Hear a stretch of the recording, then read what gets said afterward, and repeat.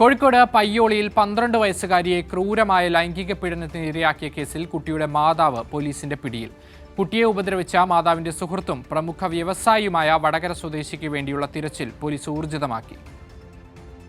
കോഴിക്കോട് വടകര കീഴിൽ ബാങ്ക് റോഡിൽ ചങ്ങരോത്ത് അബ്ദുൾ റഫീഖ് തന്റെ സുഹൃത്തായ മാതാവിന്റെ സഹായത്തോടെ 12 വയസ്സ് മാത്രം പ്രായമുള്ള പെൺകുട്ടിയെ പീഡനത്തിനിരയാക്കിയതെന്നതാണ് കേസ്. രാവിലെ കോഴിക്കോട് സിറ്റി പോലീസ് സ്റ്റേഷനിലെത്തി കീഴടങ്ങിയ യുവതിയെ പിന്നീട് പയ്യോളി പോലീസിന് കൈമാറി. പീഡന വിവരം പുറത്തറിഞ്ഞതിനെ തുടർന്ന് റഫീഖ് വിദേശത്തേക്ക് കടന്നതായാണ് സൂചന. ഇയാളെ പിടികൂടാനുള്ള തീവ്ര ശ്രമത്തിലാണ് പോലീസ്.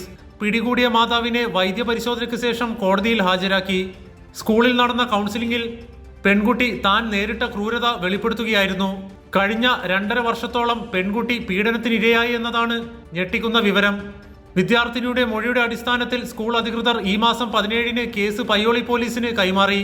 ഇതേ തുടർന്ന് വ്യവസായ പ്രമുഖൻ റഫീഖും പെൺകുട്ടിയുടെ മാതാവും ഒളിവിലായിരുന്നു. ഇതിനിടയിലാണ് മാതാവ് പോലീസിൽ കീഴടങ്ങിയത്. കൈരളി ന്യൂസ്, കോഴിക്കോട്.